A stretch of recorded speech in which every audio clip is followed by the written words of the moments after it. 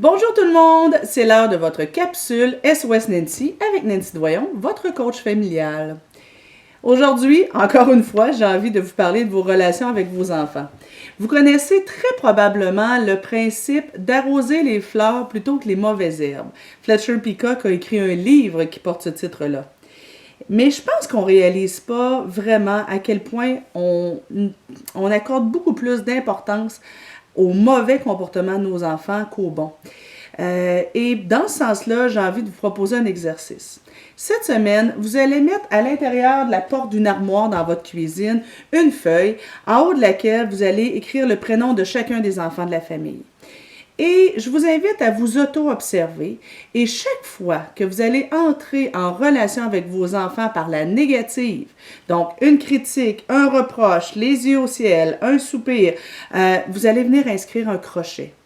Et là, je vous annonce que quand vous faites un truc qui ressemble à Justine, non, touche pas à ça là. Non, Justine, qu'est-ce que j'ai dit? Viens ici 2 minutes là. Là, tu m'écoutes pas. Ça devrait valoir au moins 5 crochets.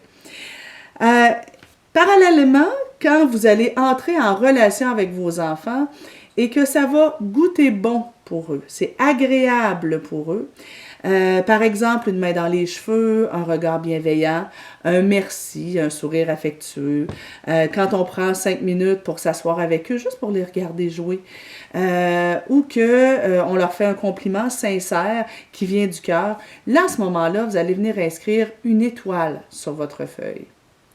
Et puis observez. Est-ce qu'il y a plus d'étoiles ou de crochets?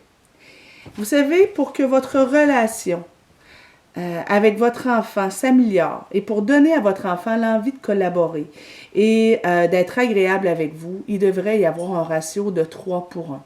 C'est-à-dire qu'il devrait y avoir 3 fois plus d'étoiles que de crochets, 3 fois plus d'interactions qui goûtent bon que de critiques et de reproches.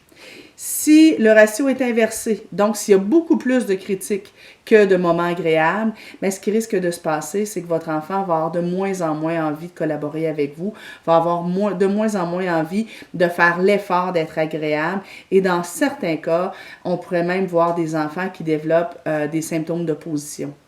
Alors, je vous invite vraiment à prendre la peine de vous auto-observer et pour ma part, comme maman, j'ai toujours mon espèce de tableau derrière la tête et quand je constate que j'ai fait beaucoup de critiques en peu de temps, et là, je me dis, bon, ben Nancy, je pense que tu as atteint ton quota de crochets pour la journée. Quand je réalise que j'en ai fait beaucoup des critiques, ben, je décide que je vais laisser passer certains trucs. Par exemple, si ma fille a laissé traîner sa veste au lieu de la critiquer ou de même intervenir pour qu'elle l'arrange, probablement que je vais l'arranger moi-même ou en tout cas que je vais m'organiser pour intervenir avec humour de telle sorte que ce soit moins désagréable. Donc, la question que j'ai envie que vous posiez, c'est de quelle façon est-ce que je nourris davantage les fleurs chez moi plutôt que les mauvaises herbes? Sur ce, bonne réflexion et passez une belle semaine. Bye bye!